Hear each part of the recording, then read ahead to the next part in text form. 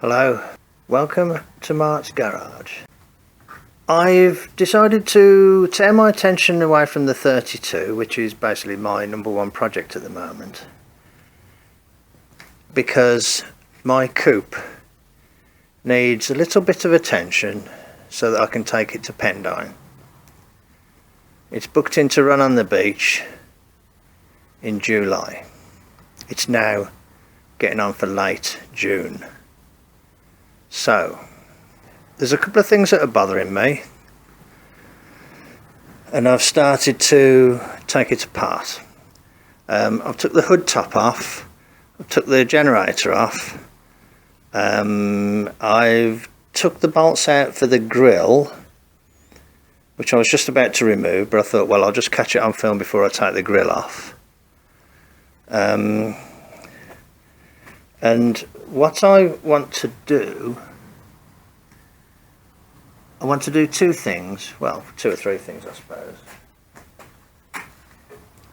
This is the fan belt, and you can see that the fan belt's been shredding here. Now this is the front, this was the front face as it was mounted.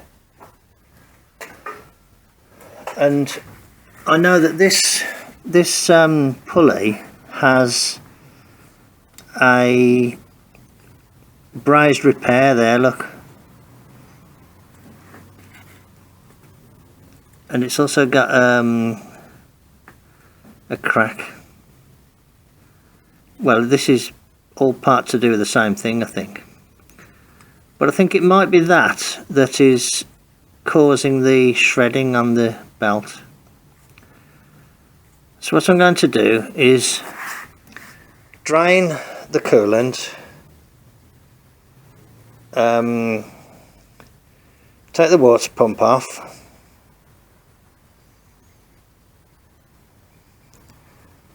it doesn't need rebuilding, there's nothing wrong with it, but I'm going to put another pulley on it. I'll find a pulley from another pump and fit that. I'll kind of make sure everything's okay inside, but I'll hoping everything's okay inside, I'll fit another pulley and then put it back on. While the radiator is off, I will prepare it and do a leak test, a pressure test, because there's water leaking from somewhere. So I need to find out where that water is leaking from. So that's a couple of things I want to do before I drive to Pendine, which is about 180 miles, something like that. Not sure exactly. 160, something like that. And you know, so water pump, radiator, and I might look at doing a bit of a switcheroo on the generators, because this one's a Lucas one, it's a bit long at the front. I might see if I can swap it for a Ford one and put the Ford one on, which is a little bit shorter. So that's what I might do. Okay, I need to drain the water now, so I'll get cracking then, and I'll get on with that. And I'll bring you back when there's more to show. So far, so good. I didn't film anything because I had to put my phone on charge, and I've been filming with my phone. I drained it all off, took the radiator out, I drenched myself because it all gushed out when I took the plug out. It all went everywhere, all over me, but anyway, hey ho. I took the generator off, took the fan belt off, jacked the engine up, took the water pump off. I've fitted another pulley, just one that the first one I laid my hands on. And interestingly, there wasn't a fibre washer on the old pump, so that pulley there has a fibre washer on it now. This belt is one that I bought from Rock Auto, which was supposed to be for this application. It does say 52 on it there. It's a Napa part number, but I think it's actually a bit too wide. It's slightly too wide, but I imagine it'll wear in. So what I want to do now is investigate the radiator. I want to investigate the radiator. Why is it leaking? So I need to get it set up on a table and be able to apply some gentle air pressure to it, and see if I can tell where it's leaking from. I have actually got another radiator, that one there, but that one isn't set up for a flathead. It's like a straight rod radiator that's set up for, you know, a Chevy or a Ford or something. So I don't fancy doing that conversion. I haven't got any outlets, and I don't really want to rob the outlets off this one. So I think I'll have another go at repairing this. I have repaired it 2 or 3 times before. So let's give it a go and see what's going on. I've never tested this one pressurized underwater like I did on the 32 tank. To be honest though, you'd have a job getting it underwater with the depth, but you know, I could try, I suppose. Okay, I will continue, and then I will bring you back when there's more to show, and I'll put my phone back on charge now. Okay, I'll see you later then. Bye. Look, there's my radiator in a child's paddling pool. So I'm interested in seeing if I can see air bubbles coming out when I put a bit of pressure to it.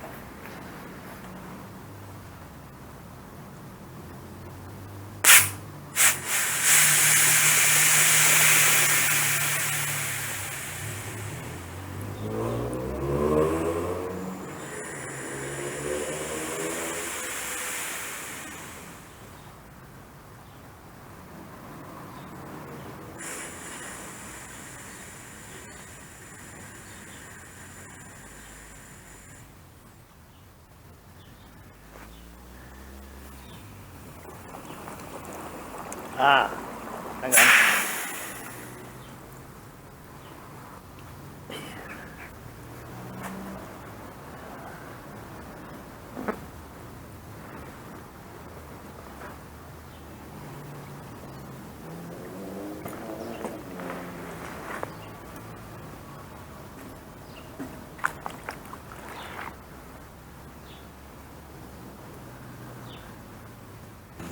If you look down in this corner,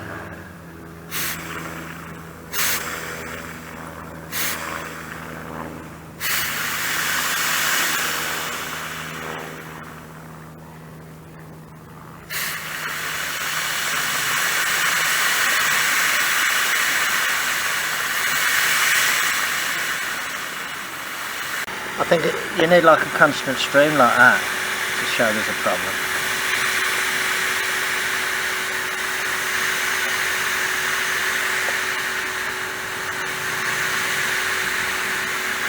You can see bubbles coming up that middle part though. Not too bad though, but certainly something there, isn't there? Okay.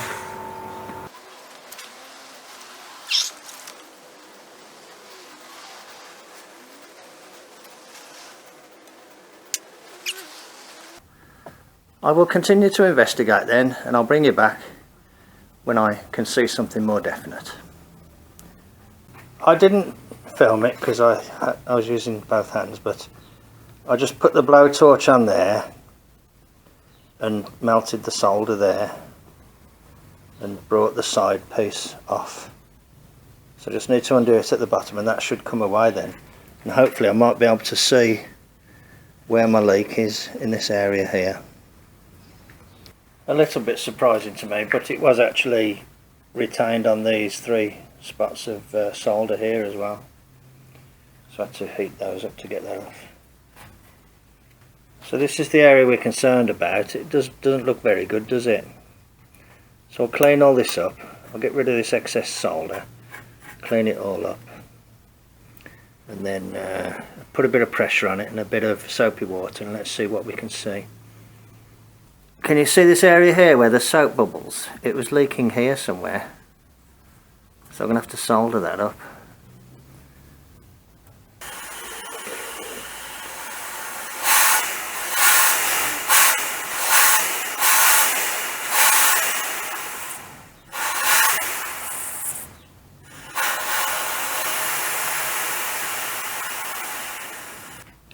It's along this area here, isn't it?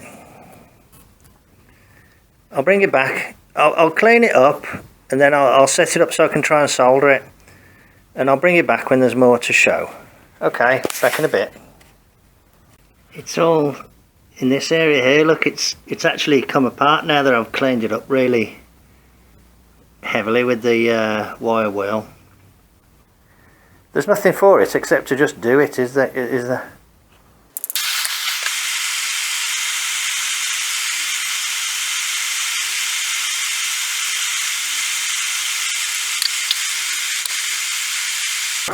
Getting in a right mess here. Anyway, never mind. I've been finding this electrical, well, craft solder has been quite good.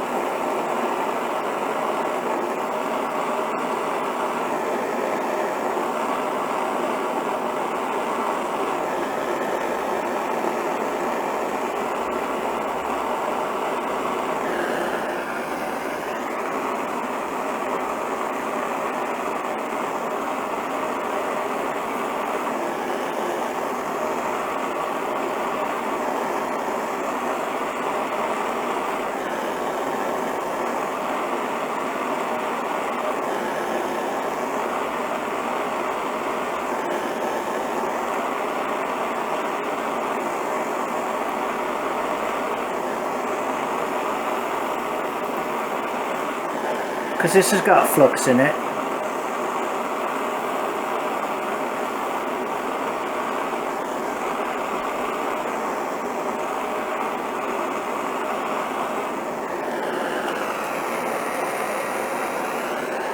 Trying to avoid it all getting too hot.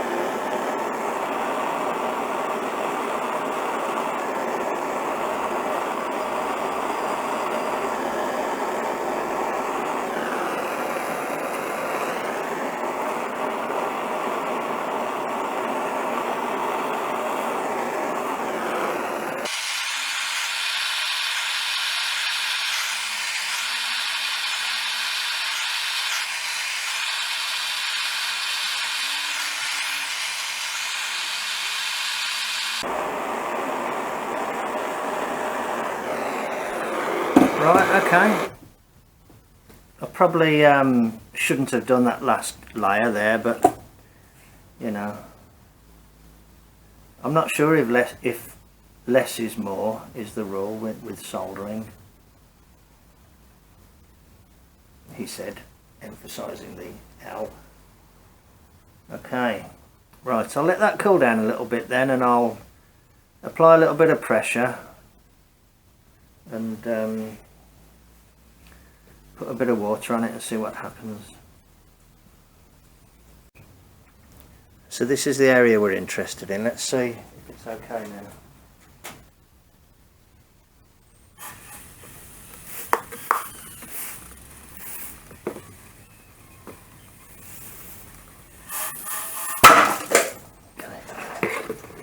Okay, that's my safety valve gone off, so I didn't see any air bubbles, so we'll leave it at that. It came up to pressure a lot quicker as well, didn't it? Okay, that's good. I think that'll be okay now. Righto, I need to solder this side piece back on. Okay, I've got the radiator on there so it can't fall over, in preparation for trying to solder the side back on.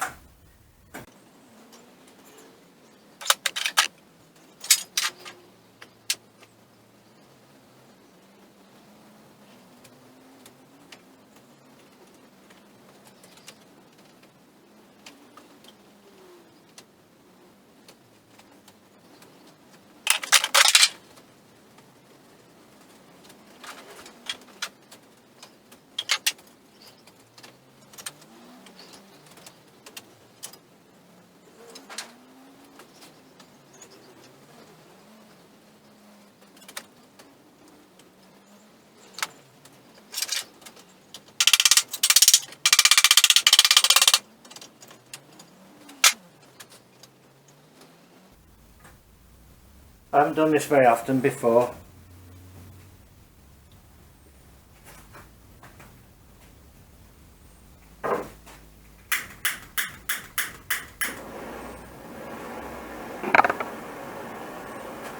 I don't know if this will work. I'll give it a go.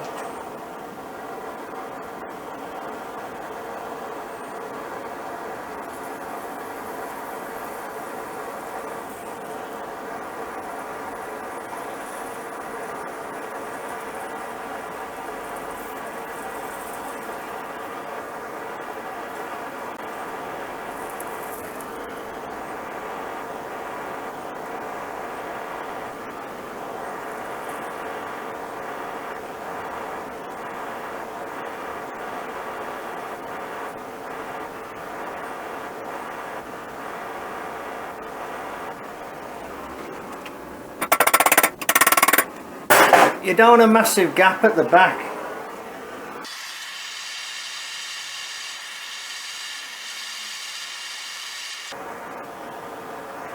It might be that I'd have done better if I'd have had it like up so that this part was horizontal.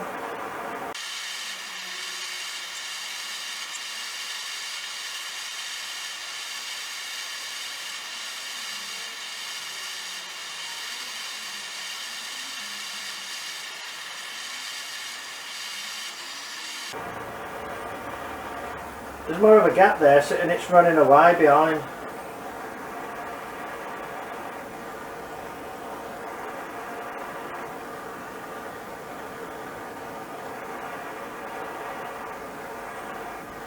But that might be okay.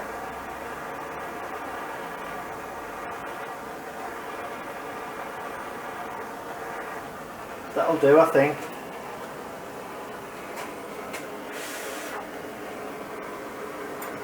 It's attached.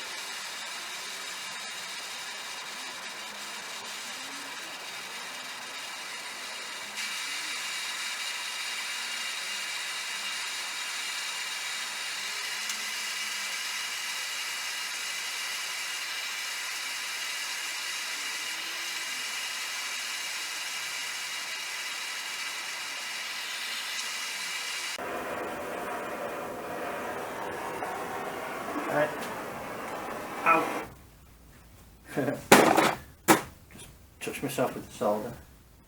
Okay, right, that's attached, that's good. Okay, other than treading in all that mess down there, where that the other one of these was like a decorator's cork and it's gone all over the floor. So I need to wipe all that up. But that's kind of okay, that is.